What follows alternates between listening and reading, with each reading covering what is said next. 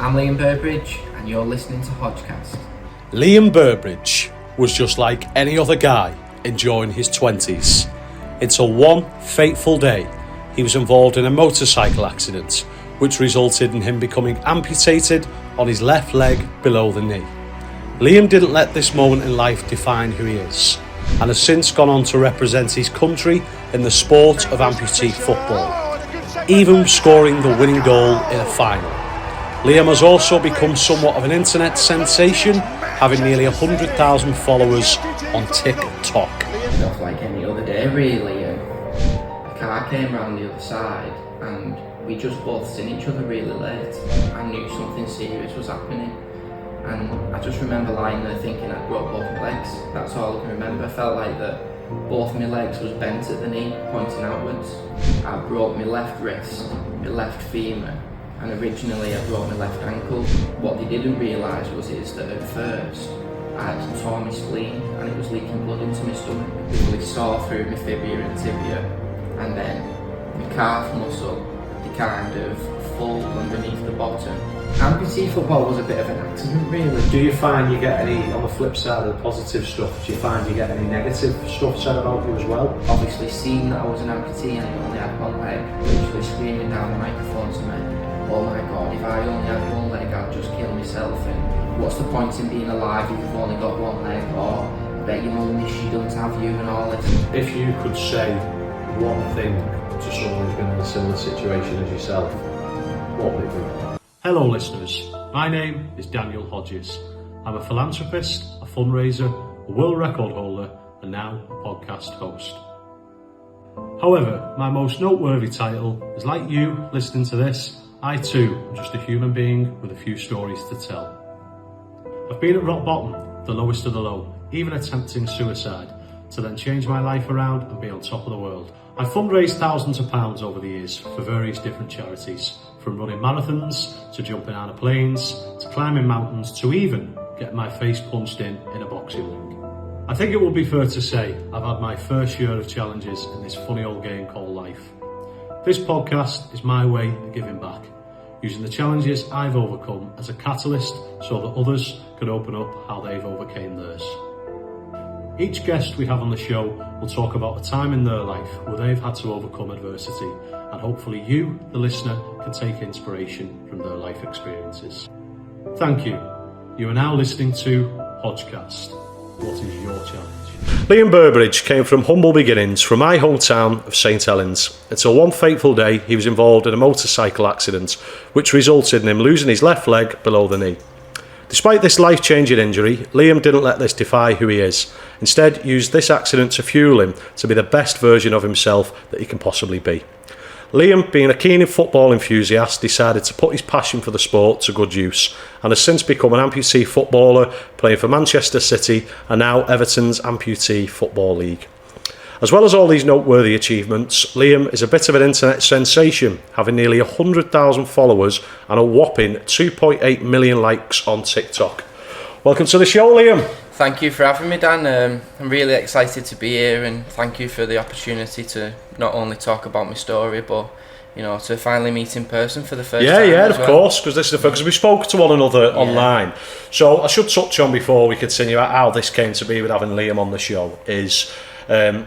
When I was sort of in the production work, the pipeline in the episodes, I put a few polls on, not like me to put a poll on, I know, but I put a few polls on for suggestions.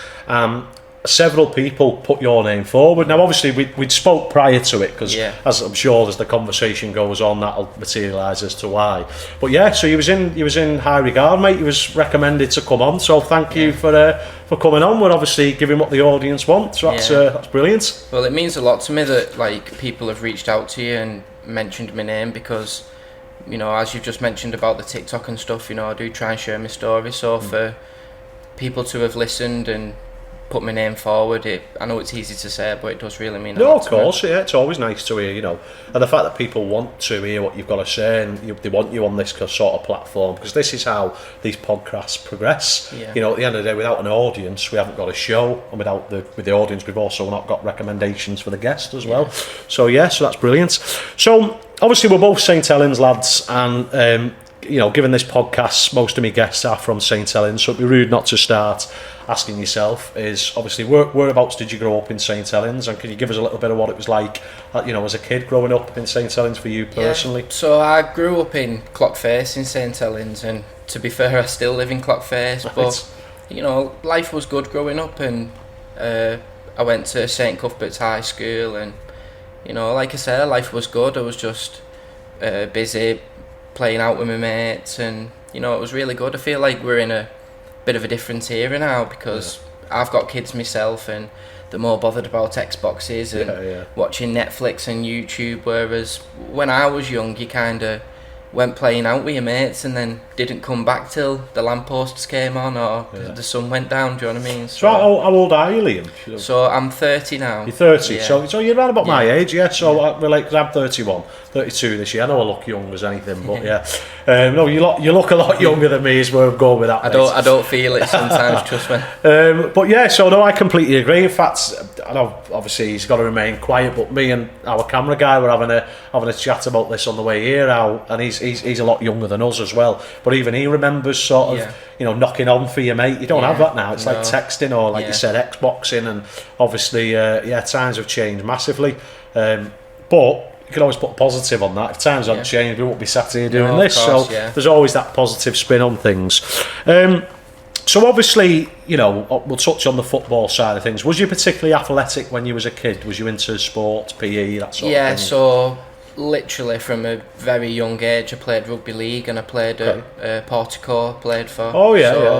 For the first few years of my life I played rugby. I must have played up until 10, 11, and then my focus kind of switched to football then, and I started playing at Penlake Juniors. So I still carried on playing rugby at like school level and stuff like that, but football became my main interest, if you would. And then, like I say, when you pick your options at school, PE was always something that I chose. When I left school, I went to Carmel College, and again PE was a big thing that I chose. So sport has always been massive in my life, really. Yeah.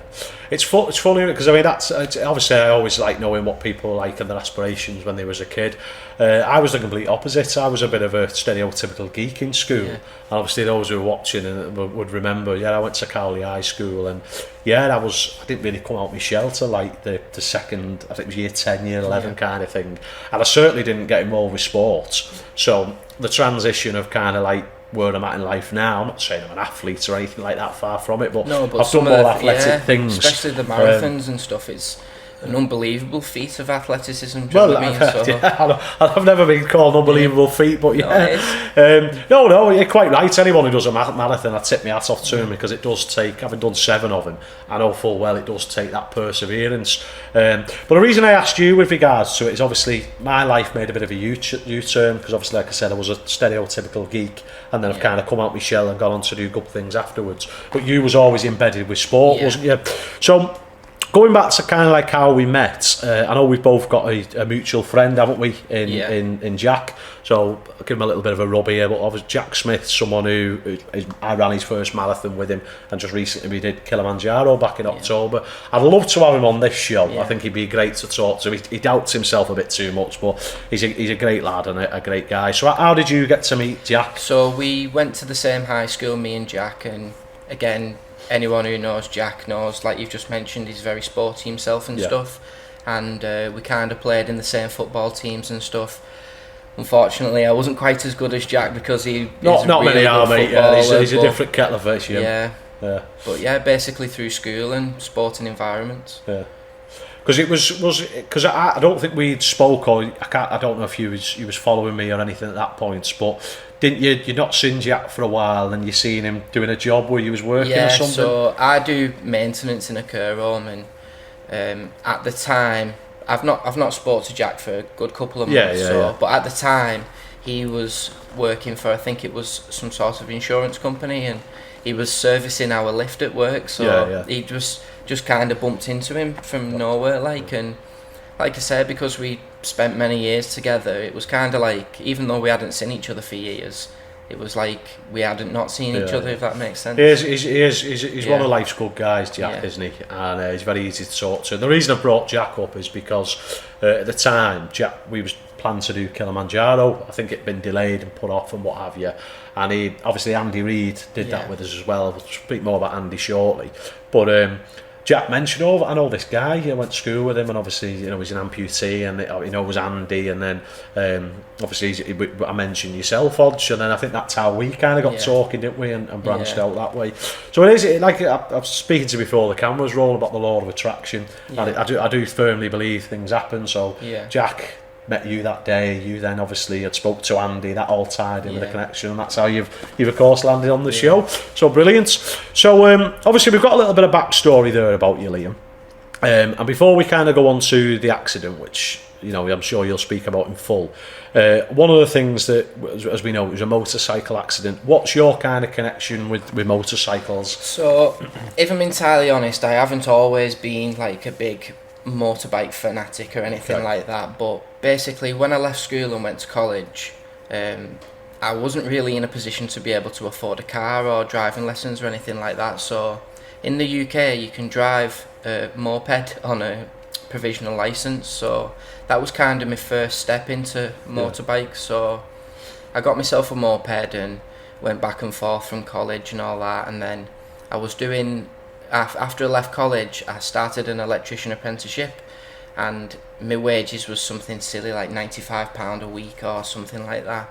So because I was doing like domestic installs, kitchens, bathrooms, that sort of thing, I was travelling all around the northwest. So with what I was getting paid from work, I then upgraded my moped to a motorbike. It was only a 125cc motorbike, still on learner plates, but it was fully geared, everything. It was a Yamaha YZF-R 125 it was, which is a bit like a baby R1. You could have been speaking Swahili to me there, mate. But no, it was lovely. It was although it was a small engined motorbike, it was a full on motorbike sort of thing. But like I said, it was mainly the cost point of it really, because especially for young drivers and stuff, the insurance can be extortionate, can't it? But my insurance on my motorbike was like £300 for a full year, do you know what I mean? So at that time where I was on such a low wage doing an apprenticeship, don't get me wrong, I did end up falling in love with motorbikes really, but what got me into it was the cost really.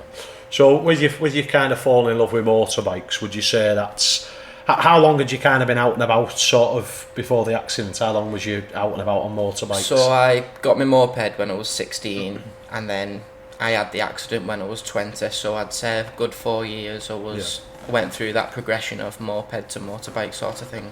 Yeah.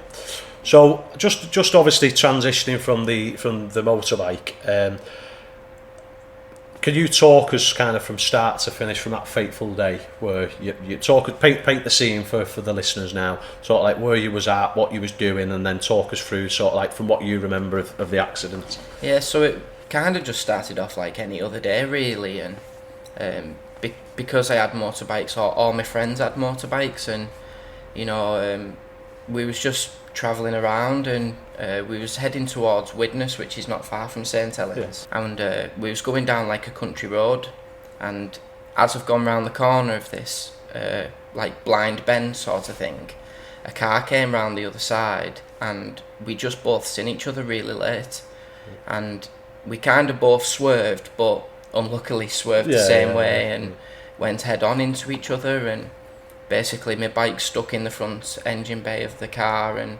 I went over, hit the windscreen, smashed the windscreen, went flying over and ended up in the middle of the road somewhere like. But luckily, because I had all my gear on, helmet, full suit with pads in and everything, I do remember everything. I wasn't blacked out or anything, but it was kind of like on impact, I kind of like knew it was coming sort of thing, and I just closed my eyes and braced, and next minute I was lay on the floor like, and I just remember my friend who was with me, who was behind me, just witnessed all this in front of him, and I just remember being lay there, and I'd fell off my motorbike many times before, and you can ask most bikers, it's quite a common thing really that motorbikers fall off and things like that, but this time I knew something serious had happened, and I just remember lying there, and I didn't even try and move because I knew something serious was happening.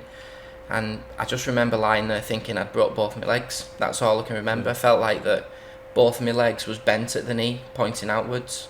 And obviously because I had my helmet on and everything, I couldn't get up and look.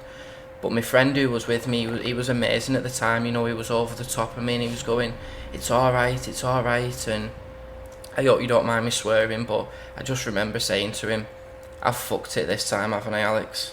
Because as I said, I'd come off before, and then luckily one of the first people to come past was an off-duty nurse.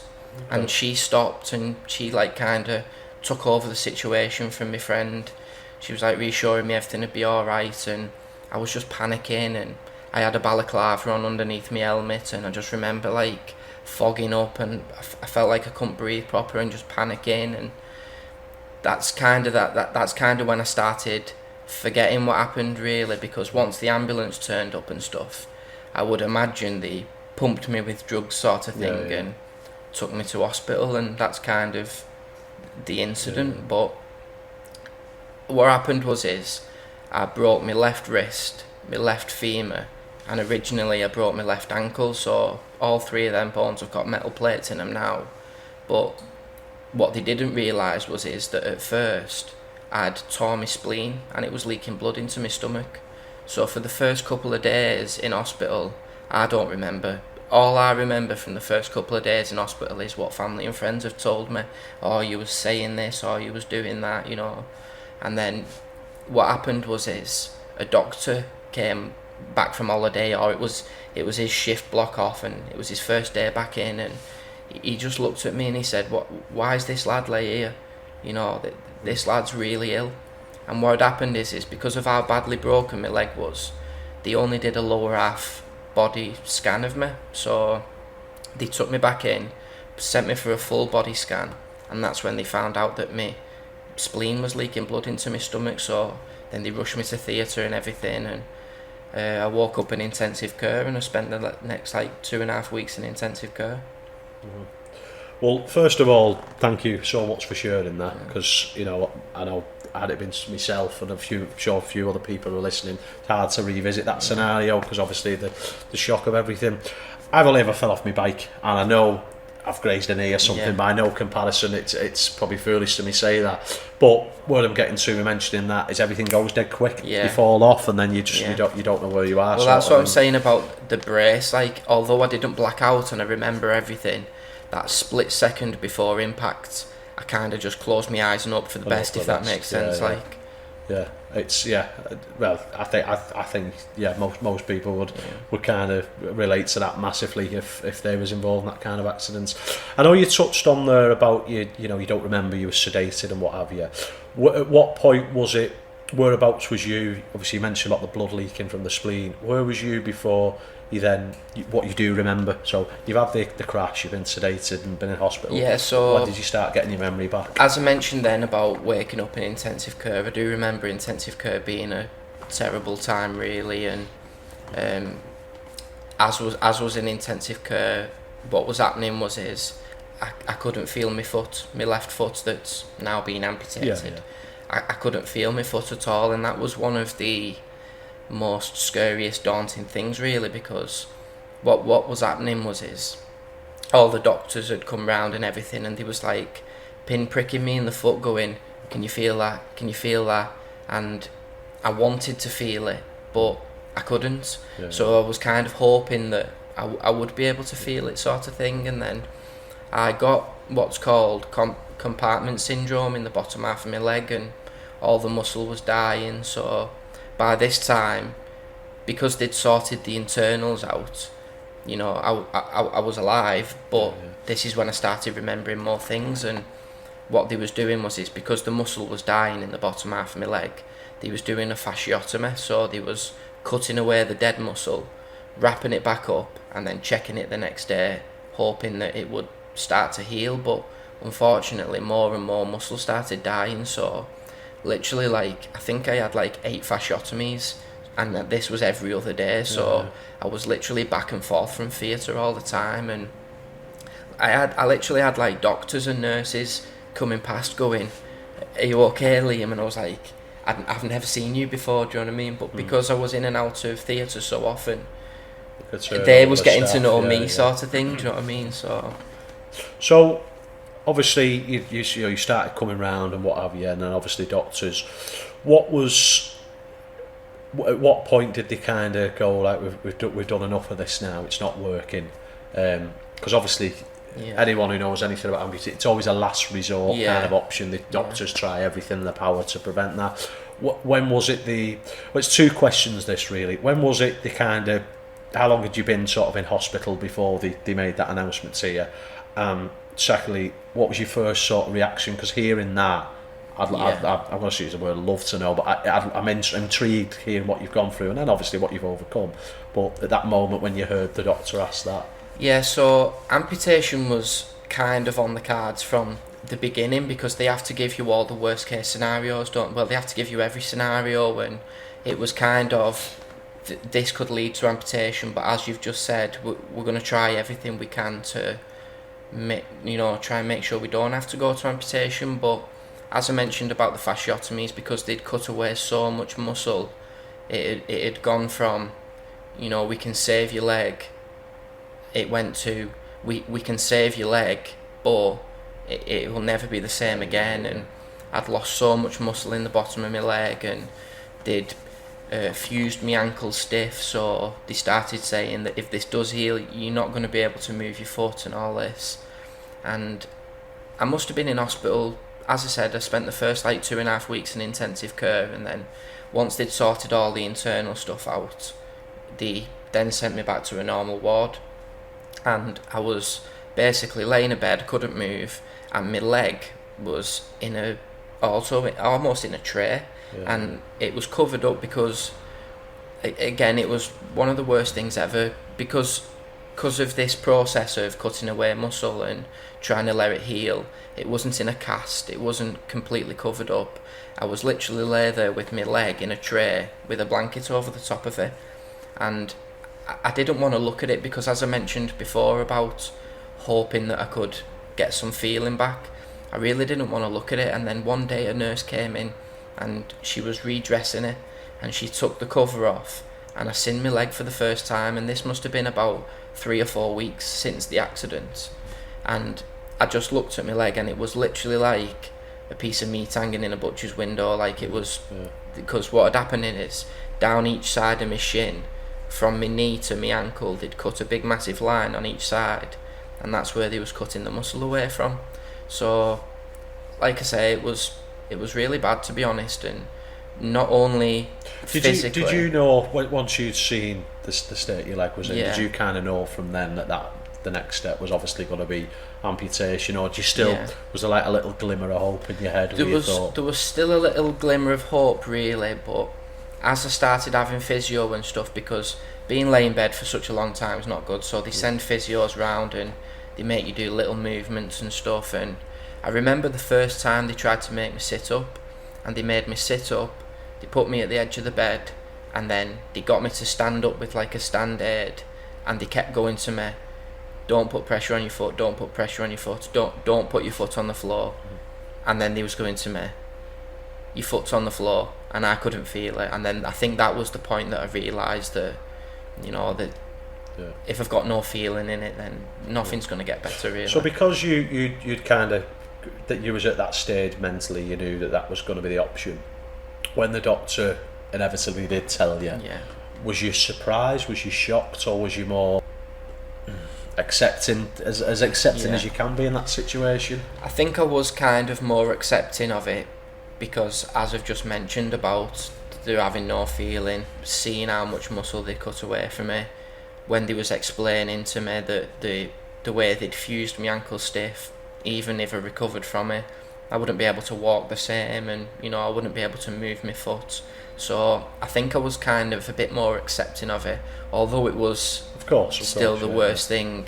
I kind of accepted it, and I kind of took their word that the best way forward now would be an amputation.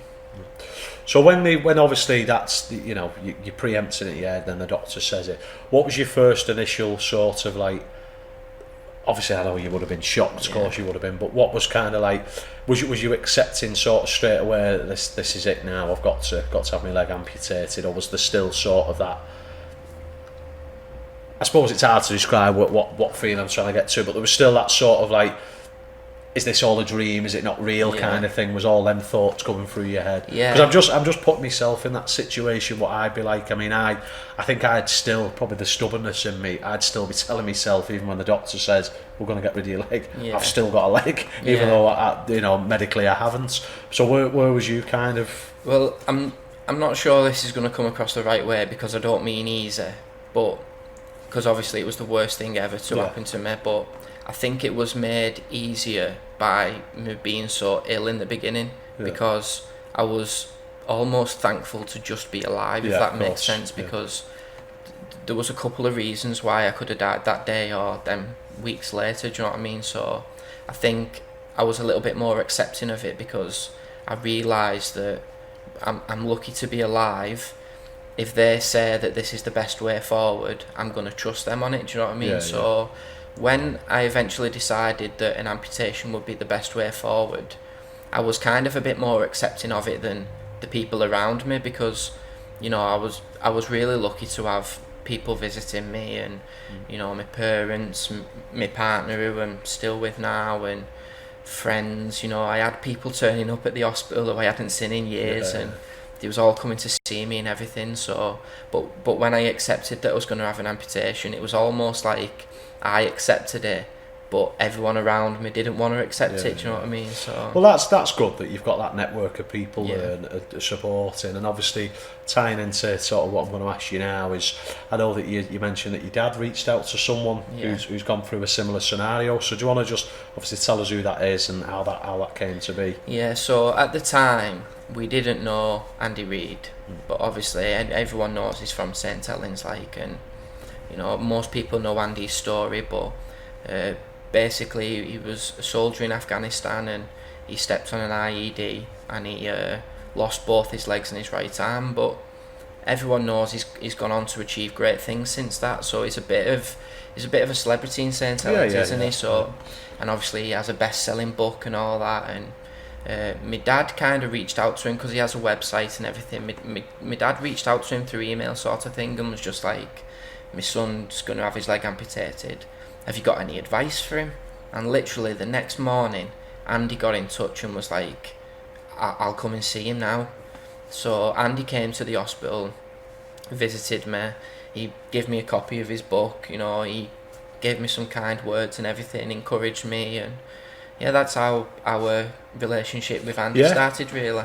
Well, I mean, obviously, I'm good pals with Andy, having done Kilimanjaro with him, which again, massive feat in itself. And what fascinates me with Andy is how he's going to love getting this mention on the show, by the way. But what fascinates me with Andy is just how, I mean, there's a phrase that gets bandied about, what the mind believes, the body achieves, and people like yourself and Andy are testament to that, because it's, I mean, obviously it's a totally different scenario, but with sort of my suicide attempt, that was kind of like where life pivoted for me. So obviously as we expand on the future stuff, what you've gone on to do, would you say that moment was kind of a similar scenario with yourself? I honestly believe, I know it's easy to say, and I'm not just saying it, but there are many factors that have led me to this point. But I do honestly believe that if I hadn't have met Andy at that time, I probably wouldn't have gone on to what I'm doing now, because I know before this part, I know we've just said about how I accepted it and stuff, and I did accept it. But I feel like seeing Andy, because, with all respect and in a really good way, when I saw him walk in my room in the hospital with 2 prosthetic legs and an arm missing, I just thought, well, if he can do it, I can do it. It can definitely be worse. And like I say, I do believe if I didn't meet Andy at that time, it could have been different. Well, that's powerful stuff, that, mate. And it is testament to, we all have bad days, I'm sure, obviously your bad days, testament, but there's always going to be someone worse off. Yeah, you know, definitely. You've been in an accident, someone else has, potentially tried to take their own life, whatever it may be, but you've still, when you come out of that, you've still got, you've pointed out, a good network of people around you, you've still got a girlfriend, you've still got, or is she your wife now, apologies? We're engaged. You're engaged, so your fiance, and you've still got a roof over your head, you're still able-bodied in a sense, you can do stuff. But literally about 2 weeks before the accident, we found out that she was pregnant with our first little girl, and that was another, as I just said, there's many factors, that was another factor that kept me going, sort of thing, because as I mentioned at the beginning, life was good for me. My mum and dad was unfortunately divorced, but both of them was there for me my entire life, so I feel like I had a good upbringing. So one of the big things that kept me going was my daughter that's on the way. This wasn't her fault, so I don't want it to affect her, if that makes sense. So I tried to make as quick as recovery as I possibly could. So obviously the daughter ended up being your coping mechanism, if you will. That's brilliant. I was actually in hospital. I was on ward 3 in Wiston, and some people might know the maternity ward is on 2. So I actually remember them putting me in a wheelchair, because I know I said I was in intensive care for about 2.5 weeks, but I ended up spending about 2 months in Wiston Hospital before I left. Okay, so long. So I remember them putting me in a wheelchair and taking me down for baby scans, which was a crazy experience. I can imagine. Yeah. So obviously, the operation of becoming an amputee, what's to your understanding, or you might know fully, what is the procedure? What's kind of like, how do they go about doing it? Because I'm sure it's not just as easy as chopping a leg off, is it? There's a bit more complicated. So I'm no doctor, so I'm sorry if I get this wrong, but my full understanding of it is basically where my amputation is it's about halfway down my shin. So they effectively saw through my fibula and tibia, and then my calf muscle, they kind of fold underneath the bottom and sew it back on, so that it's not like my raw bone is touching the bottom of my leg. My calf muscle kind of cushions the bottom of that sort of thing, but then they obviously have to deal with like all the nerves and everything, so that's kind of saw through it and fold the muscle over the top of it, sort of thing. So have you got any sort of, do you start feeling at the bottom there? Because it's a genuine question. Can you feel, so if someone was to prod you where the calf's been folded over, you've got sensation? Yeah, so I have full sensation all the way down my limb, sort of thing. But one of the I was going to say funny things, but I suppose it's not funny really, is there's such a thing called phantom limb pain, and many amputees get it, and I don't think they can really pinpoint why or how, but it's basically when you have feeling or sensation in the part of your body that's missing. So in my case, it's my ankle and my foot, and every now and again I do get like twinges or bits of pain that in my mind it's, oh, my foot's hurting, but in reality my foot's not there, do you know what I mean? So phantom limb pain. Is that like a placebo effect? Like, say for instance, if you've gone somewhere, like if you forget your phone and you think, oh, I'll get my phone, but it's not there, but in your head, because you're so used to it being in your pocket, is it that, or is it a genuine sort of medical condition that? I think it is put down to like a genuine medical condition, because they can prescribe things for it, such as gabapentin and things like that. I've never been prescribed anything for it, but I know that you can do. But that was one of the things that got me at first and was almost most upsetting, because I'd do little things like when you sit down and go to take your shoes off, where you do that thing where you kick one shoe off with the other. I remember at the very beginning I went to do that and I thought, it's really gone, do you know what I mean? So it is kind of a placebo effect where it is in your mind, but again, it is the pain and stuff that you can suffer from it is an actual condition. Yeah. No, the more education piece for me. So obviously, you've had sort of like the legs amputated now. How long is it before like the first step of your recovery where they want you to sort of try? How is it? Talk us through that. Do you have because you're not straight into prosthetics, are you? No. Yeah. So you're not straight into prosthetics because there's a lot of swelling, and my we call it the stump, the part that's been amputated, and my stump was huge at first. It was really swelled up, and obviously you've got stitches in it and stuff like that. And so at first I was sent home in a wheelchair. Because I broke my wrist, I couldn't use crutches straight away and stuff. So I basically lived in a bed in my mum's living room. So I lived downstairs in my mum's sort of thing, and so I was wheelchair bound. And as I said before about my network of people, everyone was great, you know, pushing me around in my wheelchair, taking me on days out. But it only took a couple of weeks really, and then they send you to what's called a prosthetic centre, and mine was at Aintree in Liverpool. And the first step is they basically give you, it's not really a prosthetic, it's almost like a walking aid, and it's got a big bag inside of it, and you put your leg inside of it, they pump it with air, and then you might have seen the walking bars, there's like just a straight line of two bars that you hold either side, and there was my first steps really on this walking aid pumped with air.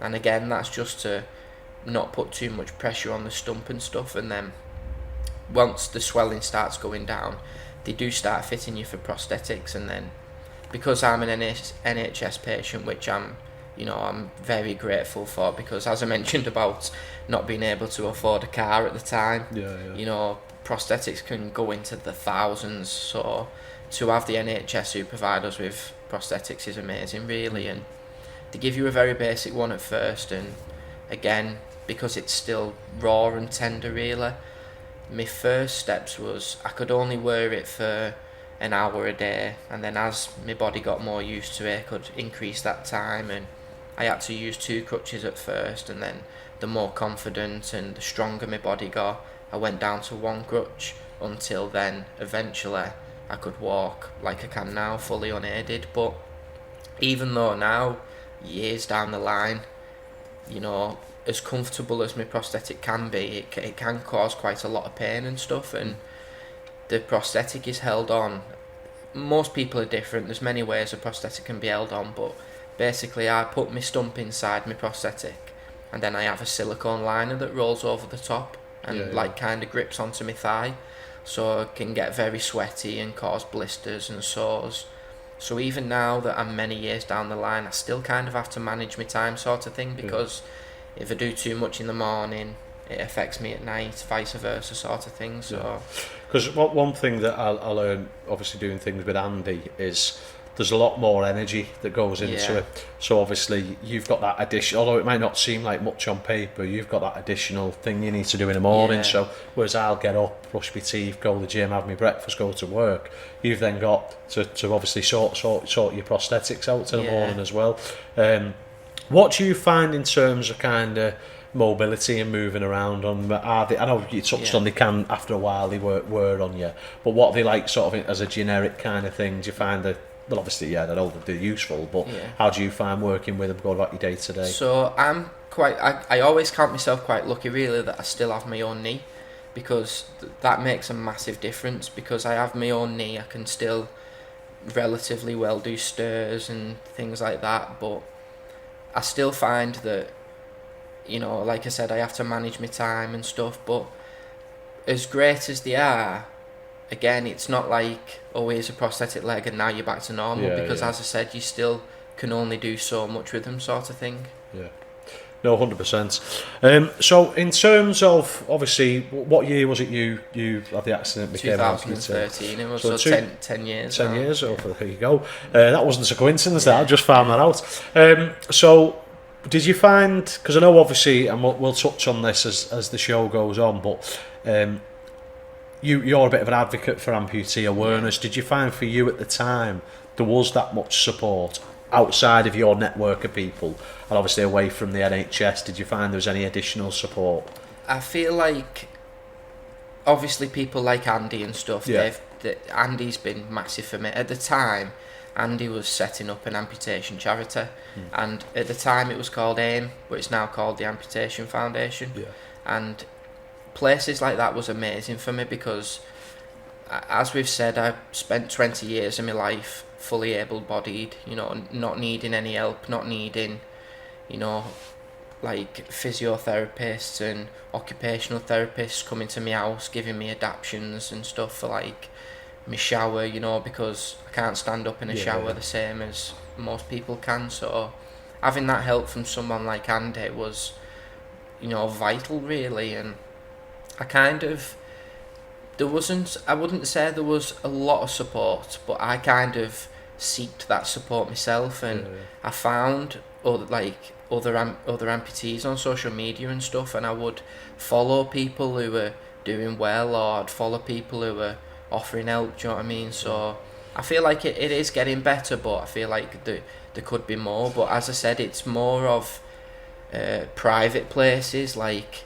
Andy and his charities and stuff. They're the most useful at the moment, rather than. I think as well is obviously you've touched lucky with having that network. So really, your support's come from the goodwill of people, rather than actually places like safe havens that you can go to for support. And that probably is, you know, testament to amputees are a thing. You know, we can sort of pretend that they're not, but the human beings at the end of the day, and you still need a sort of safe haven, a support network, and I do think there's a serious lack of that. I mean, I don't think, I could be wrong, but I'm pretty certain there's not one in St Helens that isn't on a referral basis. So it's one of those things.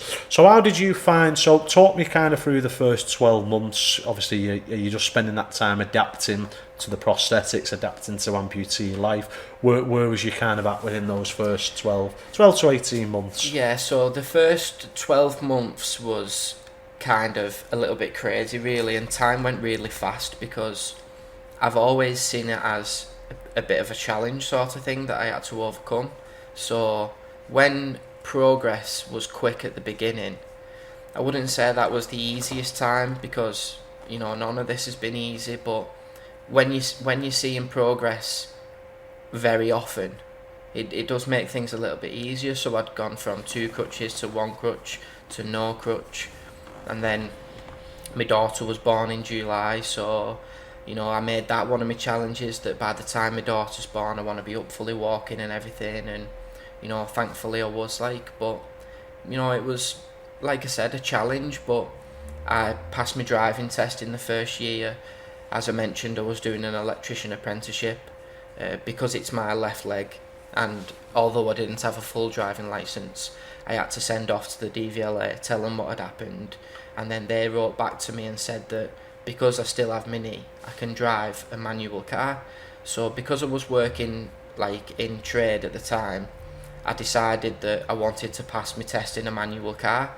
Although I drive an automatic now, if I'd have passed my test in just an automatic, I'd only be able to drive automatics, do you know what I mean? So we touched on earlier with regards to coping mechanisms, so probably in similar fashion to myself, I set myself goals. I've always worked in sales and recruitment, so I'm very target driven in that sense, but transitioning that from sort of a professional environment to a personal environment, my coping mechanisms with not falling back into bad mental health habits is by having these goals, albeit somewhat ludicrous, running marathons, climbing mountains, but the goals, and that's what I focus on. So your goals there straight away, you wanted to walk before your daughter was born, and then obviously you wanted to pass your driving test. So I suppose this transitions nicely into this bit, is where did the football come into it? How did you hear about amputee football? So amputee football was a bit of an accident really, because it was when we went into lockdown, so again many years after my amputation, and as I said at the beginning, I've played football all my life. I was quite lucky that I was right-footed anyway. It's my right foot that I've kept. So, but I started posting on TikTok, just basically doing like keepy-ups in my back garden and stuff, and I actually got quite good at it. And then I didn't know about amputee football at the time, and a guy who is now my friend, but at the time we didn't know each other, he just reached out on TikTok and just said to me, "Why don't you come to Everton and try amputee football with us?" So I did. I just went down, and, you know, for anyone who doesn't know, amputee football is played on crutches. So even though I can do well with prosthetics, as I mentioned before about having my own knee, most amputees are all at different levels, below the knee, above the knee, even some at the hip. So if you was to use prosthetics, it gives some players an unfair advantage to others. So to make it even, everybody plays on crutches. So the first time I went down, I said to him, "Listen, I'm really nervous, not only about coming here, but I've not been in a sporting environment since I was about 18 years old, do you know what I mean? So the first session I played on my prosthetic leg, and I remember the next day the bottom of my stump was red raw and it was really sore because I enjoyed it so much. I was just running around like crazy, like it was like I'd gone back in time to my younger time, do you know what I mean? Like, so from that day on, when I found out that in the rules at matches and stuff you're not allowed to use prosthetics, you have to use crutches, from that day on I've just played on my crutches. And to be honest, I've not looked back, because as I mentioned about all as good as prosthetics are, they do have the limits. I feel like, especially like because I work, at the end of the day when I finish work and I go to football, taking my leg off's a bit of a relief now, do you know what I mean? And I do feel, it might sound silly, but I do feel much more mobile on my crutches now, and a bit more of an element of freedom than I do using my prosthetic. No, 100%. And I suppose it's that consistency, isn't it? Because obviously you're playing on crutches, so the more you do it, the more you're going to be better at it. So just for the viewers and the listeners, I know you touched on about just talk us through the rules. I mean, I've openly said I'm not a huge football fan myself. I mean, I've only just learnt the offside rule, but talk us through how the sort of different, apart from the obvious, talk us through the differences between normal and you'll be happy to know that there is no offside in amputee football, so you can literally go anywhere you want. But it's basically a 7-a-side game. 1 goalkeeper, 6 outfield players. It's played on a slightly smaller pitch with slightly smaller goals. Every outfield player is a leg amputee, missing 1 leg. As I mentioned, it can be at any level. And the goalkeeper is missing an arm. So he's not allowed out of his area. So if you imagine the penalty box, the goalkeeper's usually got 2 legs and 1 arm. So he's not allowed out of the penalty box. And he's not allowed to use his stump. So if his arm was amputated at the wrist or even at the elbow, he's not allowed to use that to save. He's genuinely only allowed to use 1 arm. Just like when I'm playing on crutches, if the ball touches the crutch, it's classed as handball. If the ball touches my stump, that's also classed as handball. And as I mentioned, there's no offsides. So they're the main differences, really. We take kick-ins instead of throw-ins because we're obviously using our hands for crutches. But they're the main differences between mainstream football and amputee football. Because I'll be totally honest, if it wasn't for you and following you on Instagram, I didn't even know it was a thing. I know obviously, I think they do it in the Paralympics, don't they? They have a division. I don't know if it's the same sort of rule. It's not actually a Paralympic sport, amputee football at the moment. They are pushing for it to become an amputee. It's blind football in the blind Paralympics? Football. Yeah, I knew there was a variation. Yeah. But that's why not a lot of people know about amputee football, because we're not in the Paralympics at the moment. We don't come under the FA. So I don't know if you've seen my pictures on Instagram and stuff, but we play in a different kit to the rest of the England teams, because at the moment we are our own football association, the England Amputee Football Association. So because we're not a Paralympic sport, we don't get like Team GB funding or anything like that. So all the funding that we have is self-funded basically by the players and staff. So at the beginning of the year, each player will be set a target of how much money they have to raise, and that will cover their year of, the kit, the facilities, equipment, when we go away playing in tournaments and things like that. So it's all self-funded at the moment. Right. And I think the idea would be to monetize that, so it is obviously maybe not on the scale. I mean, shoot for the stars, the scale is the FA, but certainly where you can get that funding from other avenues. And as I say, you've put exposure into my life on it. You've put it on my radar, because I didn't know it was a thing. Like I said, so with regards to the amputee football, someone reached out to you on TikTok and asked you to play for Everton.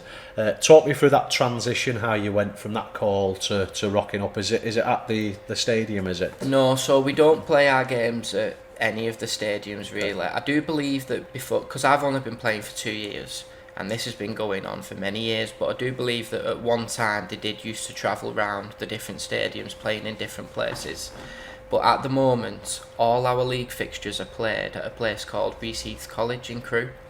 So what will happen is because there's about 8 teams in the league, and they go from Newcastle in the north down to Portsmouth in the south. So as I mentioned about you know, it not being funded and stuff, everyone's got jobs and the younger lads are at uni and stuff like that. So for us to travel the country in that way would be, it'd be near impossible really. But what happens is instead of playing a game every week like you see mainstream football play on TV, there's one fixture day a month where all the teams go to Crewe and we'll end up playing 3 or 4 games in one day. It's just for one day a month. So the league works the same way as any other league really. You get 3 points for a win, 1 point for a draw, and you know, whoever gets the most goes to the top.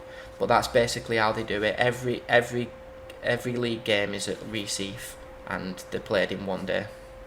So talk us through sort of like with it sort of being like a funded, where you've told me that you was on loan to Manchester City. Yeah. How does on loan work in that if it's all self funded? Yeah, so again there's no fees or anything. It's basically like, you know, if you want to play for a team and they'll accept you, you can basically just sign on for them sort of thing. But the reason that came about is because at the time I was in the development squad for the England national team. So I wasn't in the first team, and what had happened is the England team was going away for a tournament in Poland, and this game, the Amputee FA Cup final, it was live on BT Sport at St George's Park, which is the FA's base camp, and basically City was short of players because a lot of their players had gone away with the England team. So they basically asked me to, not just me, there was a couple of players from other teams who played that day, but they basically asked us to go and play for Man City just for that day so they could still showcase that game. Yeah, because I seen you online obviously with the City tops. I think that's the first introduction now, because I thought you played for the City rather than Everton. So talk us about a few achievements that you've done within amputee football. What have you gone on to do in terms of achievements? Yeah, so as I mentioned, playing for Man City, that was the Amputee FA Cup final, which was, you know, one of the best days for me so far really. And you know, it was Man City v Portsmouth, and as I mentioned, it was on BT Sport, and Man City won 1-0, and I scored the goal. So that was amazing. Like, and you know, I never thought I'd be playing football on TV. So to do so, and I just remember scoring that goal, going back to the halfway line, and honestly, I'm quite an emotional person, and I felt like crying, and I thought, I've got to carry on playing now, sort of thing. Do you know what I mean? A couple of months later, I was then called up from the England development team to the first team, and it was the Amputee Football World Cup, and it was in Istanbul in Turkey. So I actually made my debut for England at the World Cup, which was again an amazing thing. I never thought I'd do. I never thought I'd earn international caps for my country. Do you know what I mean? Whereas at this moment in time, I am being given the chance to do that. So. It really is amazing. And do you know what? It's testament really how, I mean, I said in the monologue at the start, you've not let a moment in life defy who you are. Like you said, it could have gone a total different direction after your accident. But you've had a good support network around you. But you yourself have it's your grit and determination. You thought, do you know what? I'm not going to let this defy me. I'm going to pursue something that I enjoy.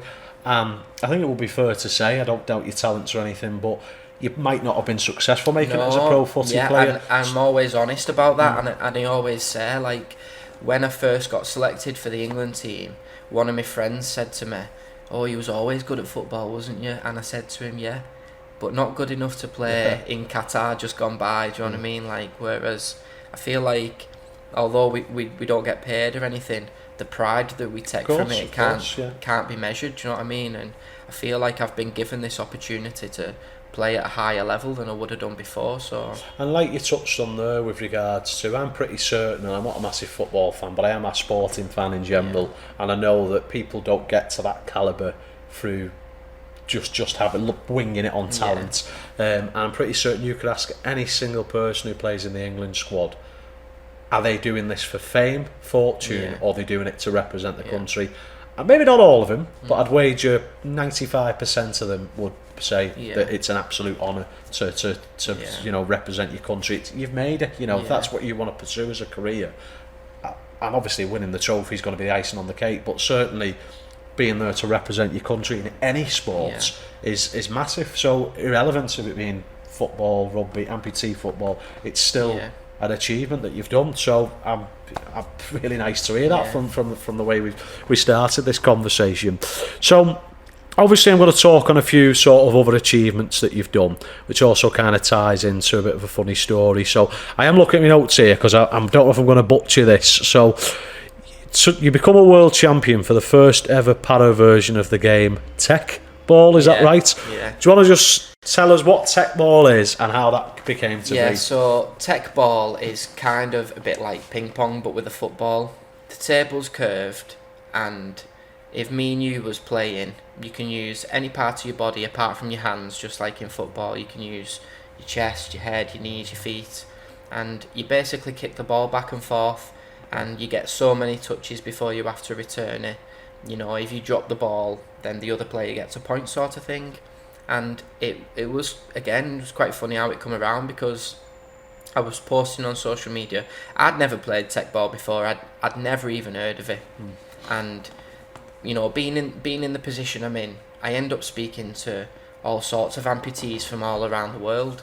And I was speaking to this guy from Budapest in Hungary, and he worked for the techball, and he was an amputee himself, and he was trying to bring forward the idea of para techball for amputees and disabled people.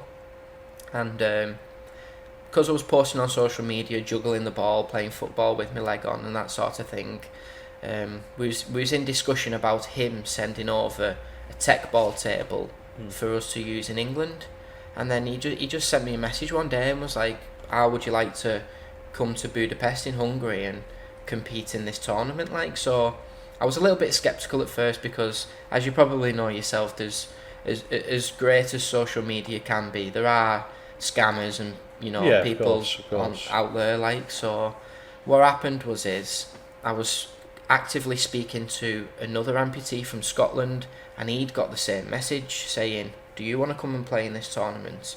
So we decided that we're going to go for it. They was looking for another player, so they said, if you know any other amputees, let us know. So the guy who actually got me into amputee football, his name's Jamie Oakey. He came with me to Budapest and he competed as well. But like I said, we'd never even heard of it, so they flew us out to Budapest for a week. The first 3 or 4 days was spent as a bit of a training camp, really, and they taught us all the rules, and they let us practice. And what happened was we played in an individuals tournament, and we also played in a pairs tournament where they paired us up with an able-bodied professional techball player, because it is quite big in that side of Europe, techball, and they are paid professionals for it. So yeah, they just basically trained us up, let us have a go, and then at the weekend of the weekend of the week that we was there, they put on this tournament, and it was ran alongside an able-bodied tournament. And if you've never seen techball before, I had a few watched a few videos, and it does seem like it's one of those sports that I think on paper sounds dreadful, but then when you actually watch it does become quite addictive. It always reminded me of, do you remember the old Nike adverts with like Ronaldinho where they're kicking the ball around the changing room and juggling? It reminds me of that. It's like really fascinating to watch, I think. So if you're watching or listening to this techball, is there any videos of you playing it, Liam? Or there's a couple of videos on my social medias, but I don't think there's any out there because. Yeah. But no, definitely recommend it. So we touched on there. You seem to have you've decided to go about your business with regards to being an amputee. You've decided to press on to football, to techball, to these massive achievements. Well done on that. And I think all of that has come from your presence on social media. Yeah. So obviously you've got 2.8 billion likes, is it, or 2.8 billion views on TikTok. You've also got nearly 100,000 followers. That's quite a hefty amount. I mean, I'm quite new to TikTok, but I think that is quite a good following. You seem to get a lot of traction on it. So just talk me through sort of like how did that come to be? Was it just you jumped on a bandwagon and it's materialised, or how did you? I've always shared my story since the beginning of my accident. I've always shared my story to my friends and family on Facebook and Instagram, and it wasn't until we went into lockdown and stuff, everyone was on furlough and didn't have nothing to do really, and that was when I started making the videos of me playing football with my leg on, and I just thought I'm going to start posting them on TikTok, and it took off really well. And one of the things I've always thought of is how we touched on before about the support network for amputees and stuff. I wanted to share my story to try and show other amputees, because unfortunately not everyone is as positive as some of us, you know what I mean? So I wanted to share my story to say to people that, look, you might be an amputee or you might have a disability, but you can still do the things that you want to achieve in life. And although at the moment my story is heavily football focused, that's not really the point I'm trying to get across on social media. The point I'm trying to get across is anything that you like, any sport, activity. It doesn't even have to be a sport, if there's something that you enjoy doing, don't let something stop you from doing it. So no, that's really good, and it's great that you're using your platform to do that, because obviously we live in this influencer age, don't we? And you probably don't even realise, but you are probably a genuine influencer because you've got that following online. And I think sometimes it's subconscious. Like, I mean, I'm nowhere near on the scale with yourself with social media, but when people reach out and message you and like, because you've said this story, Hodge, it's touched me. It gives me such fulfilment. So imagine if you get any amputee, or just people in general, you've overcome something. I imagine, does that give you kind of like, I know this isn't why you necessarily do it, but does it give you that kind of like, it makes my day. I can be having a bad day, and if someone sends me a message like that, my bad day just pivots and goes straight to a good day. I totally agree, because as I said, I'm trying to encourage people to do the best, you know what I mean? And when you do get a message from someone saying, I wasn't going to do this, but now I've seen you, I am doing it, do you know what I mean? So how long had it been since you was on TikTok? It's TikTok, I would say, is your biggest kind of social engagement. So where was it when you started to see it grow? Was it something that happened overnight? Because they do happen with the power of the internet. Or was it something that kind of like, you started doing it for that reason, to sort of do your kicking ups and sort of promote sort of awareness towards amputees? Or was it a case of you got linked in with other people that made it grow? How did you find that? I had a couple of videos that like views went viral, into the millions, and if anyone sees my TikTok, as I mentioned just that, although football is my thing at the moment, that isn't my whole personality, and I do like making little jokes and things. So I made a video with my son, who is 7 now, but I did a video with my son where I said, if you don't stop being naughty, I'm going to take your Xbox off you. And then I turned the camera around to him. I obviously edited it all nice and stuff, but I turned the camera around to him and he said, well, I'm just going to take this then. And he pulled my leg off my leg and ran off with my leg.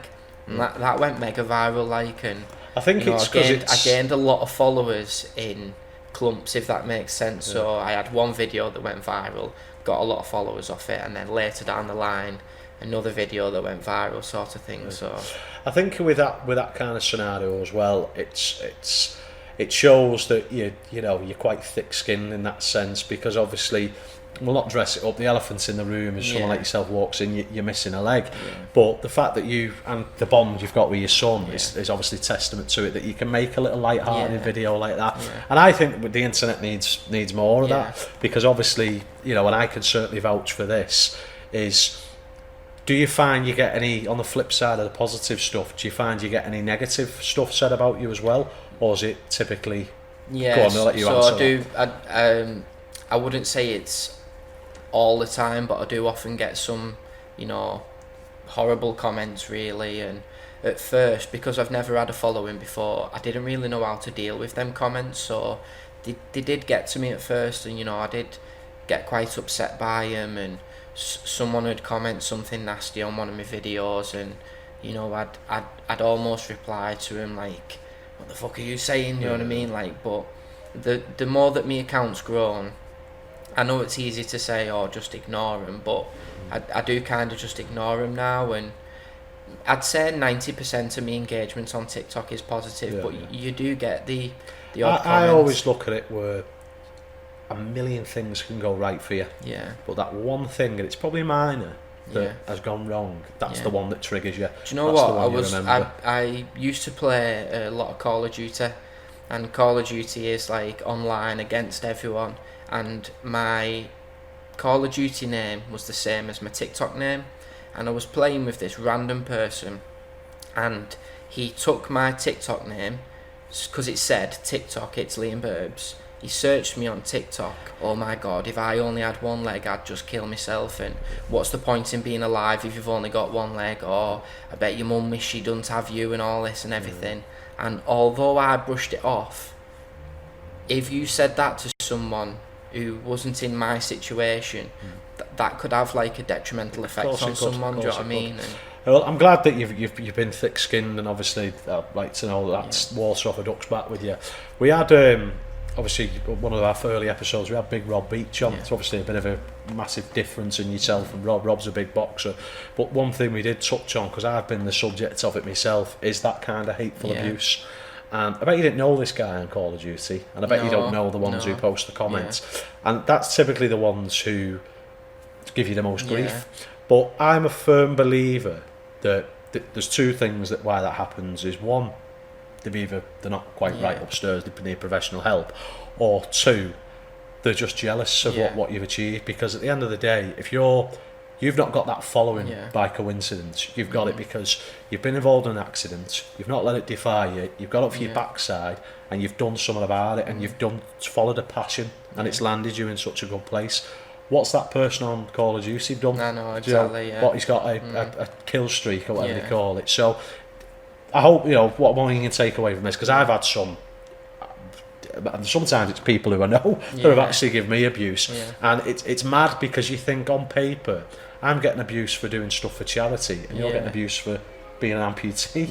It doesn't add up, but unfortunately there's a lot of weirdos out there. So I'm glad that you're aware of it. I'm glad that you ignore it, and all you can do is just. But like I said, to be entirely honest, it's took me a long time to get to this point, because there was a time when I first started social media, because as I said, I've been sharing my story for 10 years now on Facebook and Instagram, but it's all friends and family, so I'd never been trolled before.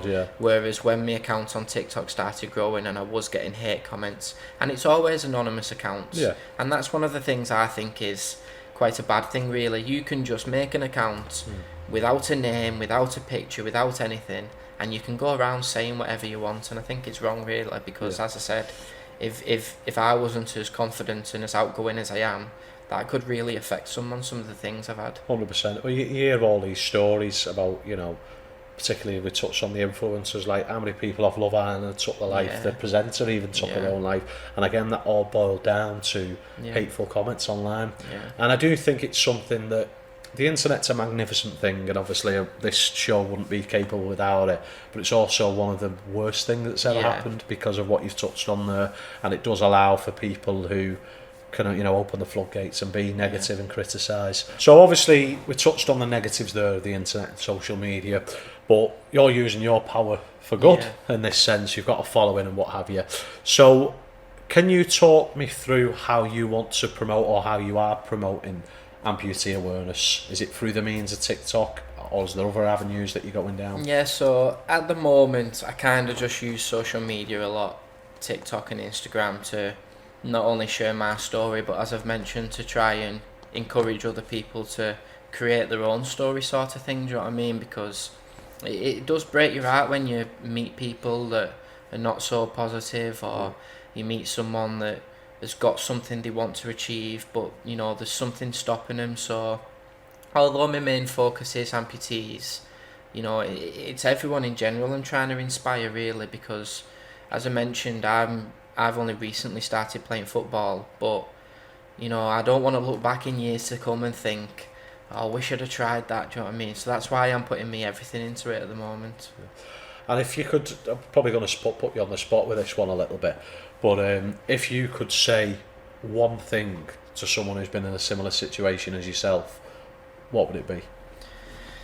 Again, I know it sounds cliche, but just trust the process. I mean, we say that a lot at football, trust the process, but I think it applies to wider life in general. And as I mentioned about at the beginning about the trust I had in the doctors and stuff, you know, trust what's happening is going to happen for a reason.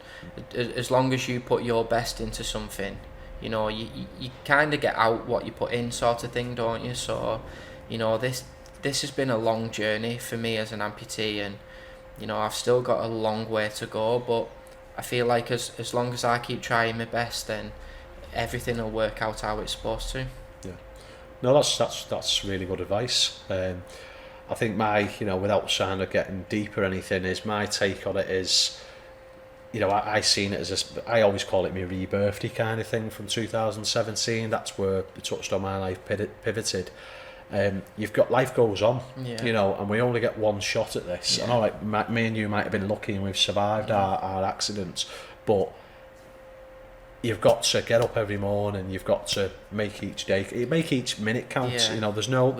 I'm a firm believer there's no such thing as wasted time. It's what you do with that. We all get the same 24 hours in a day, and I actually think, mate, I think truthfully, you probably inspire more people than you realise just through the means of TikTok. And you've certainly inspired me. That's why I know you got recommended, but I always had your pipeline for a guest anyway. And for me, it's quite humbling, really, that someone who's just a local lad, who've obviously you fell on a hard time in life with the accident, but I'll keep saying this phrase, but I genuinely mean it. You've not let it defy you. You've gone on to promote, not just, like you say, not just awareness for amputees, but just people in general. That, you know, even someone, let's say if I'd not used my coping mechanisms, that suicide attempt, I could look at something like yourself and think, he got lucky, I got lucky, and now he's playing football, playing for England and techball. For you know, it's like people can relate. It doesn't have to necessarily mean that amputees. I think people can massively relate to it. So, but exactly, I totally agree with what you said there about a rebirth day. I feel the exact same way. I feel like I am a completely different person. I almost feel like I've had two lives. I feel like before my accident and now, I feel like I'm a completely different person to who I was before. Now, I wasn't necessarily doing anything wrong, you know, I was never really in trouble or anything like that, but I was quite happy pottering through life, do you know what I mean? And although I was doing an electrician apprenticeship, I kind of didn't really know what I wanted to do, do you know what I mean? Whereas now, I feel like I'm more open-minded than I was before, not only about amputees because I am one, but I'm more open-minded about disabilities in general, like in the wider audience sort of thing. But I just feel like I'm more willing to want to help people now, if you know what I mean. Because it's totally reminiscent to how I feel, you're more appreciative for life, because 100%. because it could have gone horribly wrong. You might not be sat here today, and I think it's being more appreciative. Like, had I have been the person I was before 2017 and the hateful comments I've received since then, I think I'd lose my mind, or I'd certainly be arrested for what I'd probably do to someone. But now it's kind of like, I don't care in that sense. I'm not really not bothered about it anymore. So hopefully you've got that mentality with, I know you said it bothered you at first, but hopefully you've got that mentality. So just put a bit more of a positive spin on things. Is there any sort of recommendations you can give to anyone who's listening who, we'll stick with amputees, but also people who've got barriers in their life? Can you recommend anything, coping mechanisms you put in place, or support groups, or anything? What kind of worked really well for you and still working well for you? Yeah, so if you're St Helens based, I would highly recommend Andy's Amputation Foundation, you know, because I feel like that's one of the things that's really helped me with football, that's got nothing to do with football, just meeting other amputees, people in similar situations, people who've been similar sort of things. So, you know, of course, not everyone's going to want to go out and play amputee football, but, you know, find people who've got a common interest with you sort of thing. And, you know, the Amputation Foundation, they have coffee mornings, and, you know, they have all sorts of things going on where you can just, in a casual environment, you can meet up with other amputees and stuff. So for amputees, I would say that's really important, because it can feel like a really lonely place. You know, at the beginning, I didn't know any amputees, where now personally, I bet I know more amputees than I know able-bodied people, do you know what I mean? So I think that's been a massive thing for me, getting involved with, and like I say, it doesn't have to be football, but just find something you're passionate about and find some other people who are passionate about similar things. Yeah. Well, I'd obviously touched on earlier on about the law of attraction, and obviously that's how I believe we've come here. And I'm not a religious person, but I do also sort of believe in not necessarily karma as general, but the philosophy of karma in you do good to others, you'll get good done to you, and you do bad to others, you get bad done to you. So I'm under no illusion all those hateful trolls will probably end up getting something done bad to them.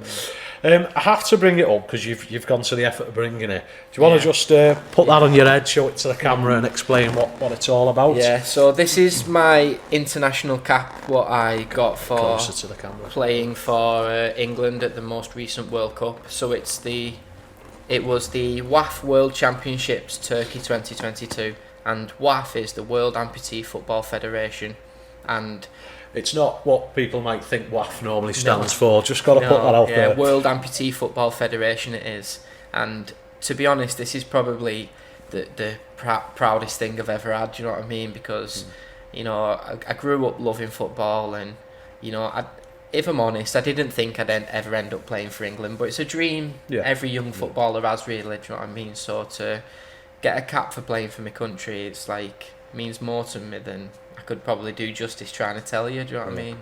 Well, no, it's great with little sentimental things like that, because that's probably worth more than having a million in the bank or something like that, which is phenomenal. I mean, I've got my first, probably not as on scale with that, but first marathon I did was London, and that still remains my favourite race.